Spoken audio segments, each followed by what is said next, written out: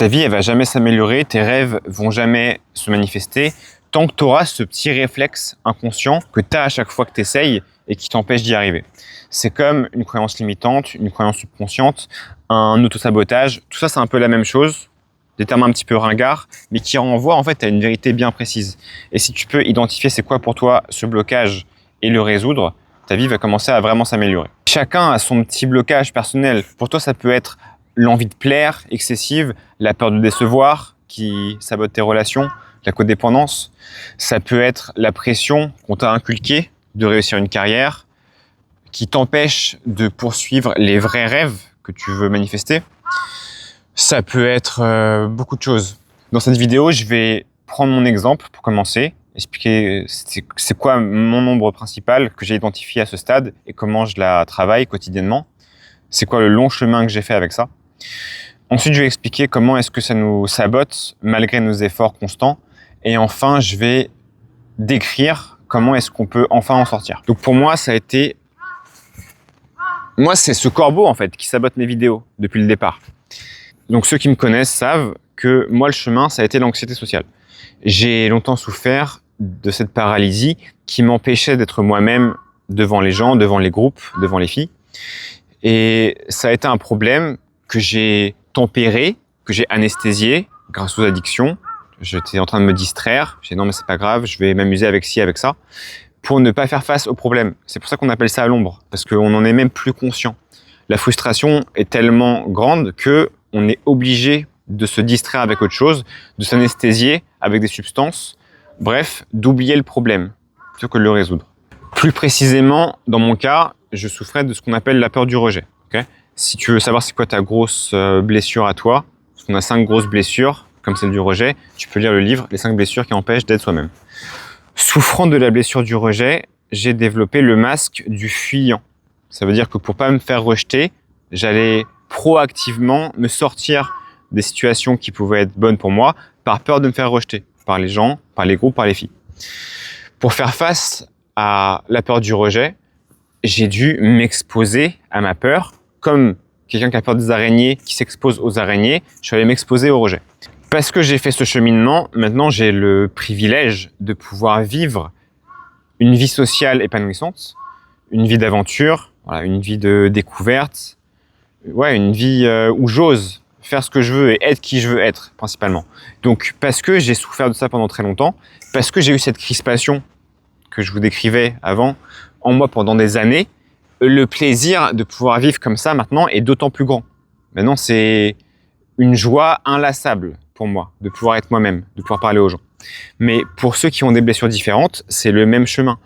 Peu importe la crispation que vous avez, si vous la tenez depuis des années, imaginez le plaisir indicible que ça va être de pouvoir vivre sans ça. Plus on souffre longtemps d'un mal, plus sa libération nous soulage, plus elle nous fait du bien et plus on savoure le quotidien ensuite. Et encore une fois, pour moi, c'est ça, mais pour des gens que j'ai accompagnés, ça peut être la pression constante qu'on s'inflige à soi-même parce que notre famille nous a conditionnés à avoir tels standards qui sont pas les nôtres, en fait. Et le jour où on les fait tomber, on fait « Ah, mais en fait, je peux me contenter de ça et avoir une superbe vie et tout va bien. » Ça peut être la codépendance, encore une fois, quand tu réalises que tu es assez pour toi-même et que tu n'as pas besoin de courir après les autres, bah pareil, tu te complais dans qui tu es devenu. Tu as une satisfaction quotidienne et totale d'être toi-même et de ne pas avoir besoin de courir après les autres. Si pour toi, ça a été la culpabilité constante, existentielle, le jour où tu t'en défais, être juste normal au quotidien, vivre ta vie normalement est un plaisir. Donc tu sais mieux que moi c'est quoi ton mal à toi que tu traînes. Je suis juste en train de dire, il faut se mettre en chemin pour s'en défaire. Si tu ne sais même pas quel est le mal qui t'affecte, tu peux te poser la question, qu'est-ce que j'aimerais vraiment faire dans la vie? Reconnecte avec ça, c'est quand même la première étape, et pense à toutes les choses qui t'empêchent de vivre ça. Tu mettras le doigt sur tes propres conditionnements, tu commenceras alors à projeter une lumière sur ton ombre et tu commenceras à y voir plus clair.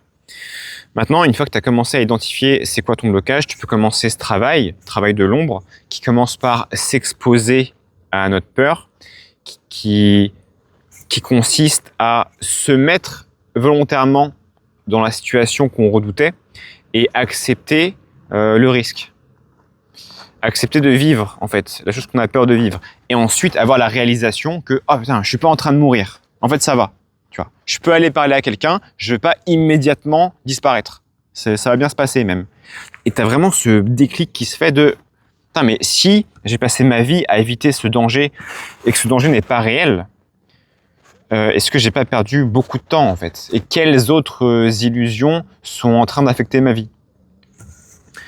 Et c'est comme ça que tu te passionnes pour le travail de l'ombre et que tu veux toujours aller un petit peu plus loin dans la libération de qui tu es. Maintenant, comment est-ce que ça nous sabote au quotidien?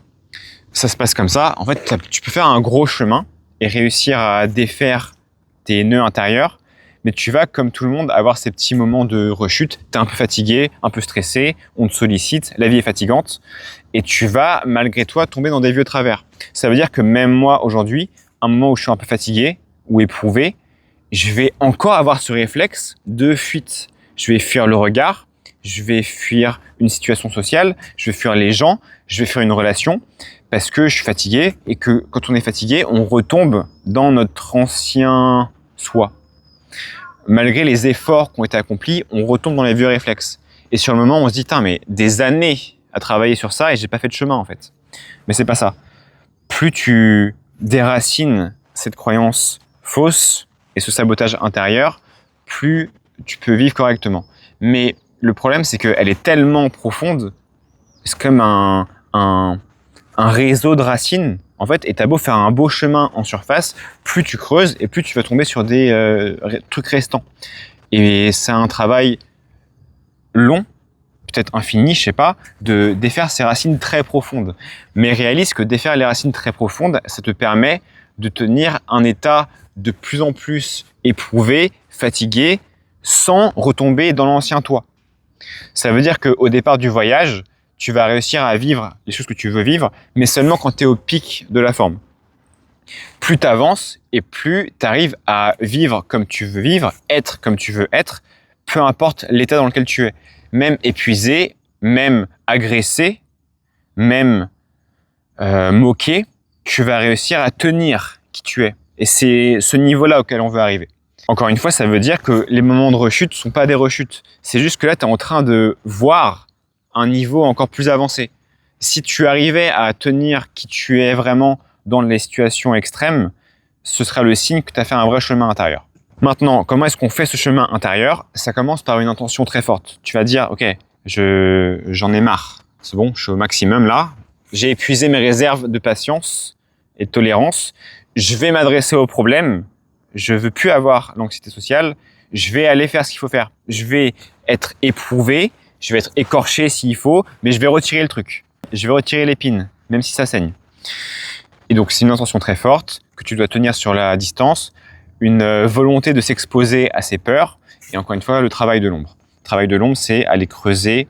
C'est quelle expérience dans mon enfance qui m'a conduit à avoir telle réaction, qui m'a conduit à avoir telle croyance, qui m'a conduit à avoir tel comportement, et ce comportement que j'ai là depuis 10 ans, 20 ans, 30 ans, que je répète encore et encore, qui vient renforcer la croyance, qui vient renforcer le comportement, et la spirale ne s'arrête jamais. Il faut que tu arrives à casser la spirale. Il n'y a pas de résolution automatique du travail de l'ombre, c'est ça que je veux dire. Tu peux passer ta vie entière à rester bloqué dans le même schéma, et on l'observe, tu vois. Des gens qui, toute leur vie, vont répéter la même chose, et tu sais que pour eux, c'est mort, tu vois. Il faudra attendre la prochaine vie, peut-être, pour résoudre leurs blessures d'âme, et on leur souhaite de la chance.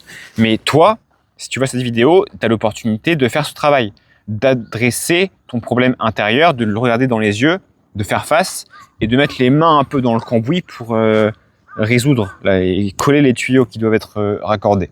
Un exercice très avancé que tu peux faire, que je donne dans mes accompagnements, c'est de solliciter ce qu'on appelle l'inconscient collectif. Parce qu'il se trouve que tu as en toi ton inconscient personnel et encore plus profond, tu as l'inconscient collectif, le soi, avec un S majuscule, qui est là pour t'aider. Tu peux même poser des questions spécifiques, incroyablement personnelles, et l'inconscient collectif a les réponses pour toi, parce que l'inconscient collectif est là pour t'aider. Il veut que tu t'éveilles à ta vraie nature. Pour y accéder, il faut que tu arrives à te mettre dans un état parfaitement détendu. Donc, si tu sais méditer, tu fais ça. Si tu préfères juste allonger dans un transat, canapé, juste respirer un peu, 5 minutes, faire le vide. Tu vois, déjà, je respire vite fait, je me pose. Tu dois réussir à faire ça quelques minutes, pas laisser le vacarme mental te distraire, pose le téléphone.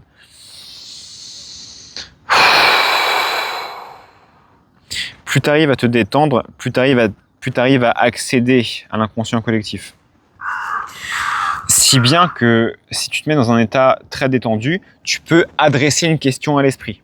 Et tu peux dire, esprit, montre-moi un souvenir que j'ai refoulé. Et ça va venir tout seul, tu vois. Cherche pas la réponse. Tu poses la question et tu attends que ça vienne. Comme si la réponse venait de l'extérieur. Comme si la réponse venait d'ailleurs. Parce que c'est un petit peu ça qui va se passer. Tu peux dire à l'esprit, esprit, montre-moi un schéma que je répète encore et encore et qui m'empêche d'avancer. Tu peux dire à l'esprit, esprit, indique-moi ce que je dois faire en ce moment pour trouver ma trajectoire de vie. Fais ces différents exercices, tu verras par toi-même que les réponses apparaissent. Tout le travail de Carl Jung, ça a été de mettre à disposition ces outils pour nous reconnecter, faire la connexion entre qui on est et notre subconscient personnel et le subconscient collectif. Personnellement, en tant qu'autodidacte, je préfère faire tout seul.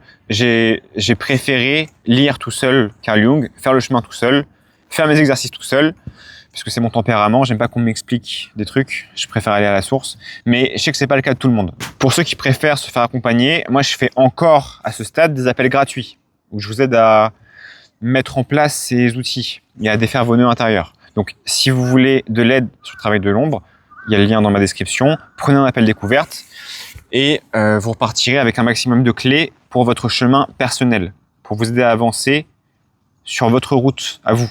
Et j'ai pas les réponses sur comment vous devez vivre votre vie, mais j'ai les outils qui vont vous aider à y voir plus clair sur vos propres schémas intérieurs, vos propres conditionnements et vos propres limites auto-imposées. Quoi qu'il en soit, reste en bonne santé et connais-toi toi-même.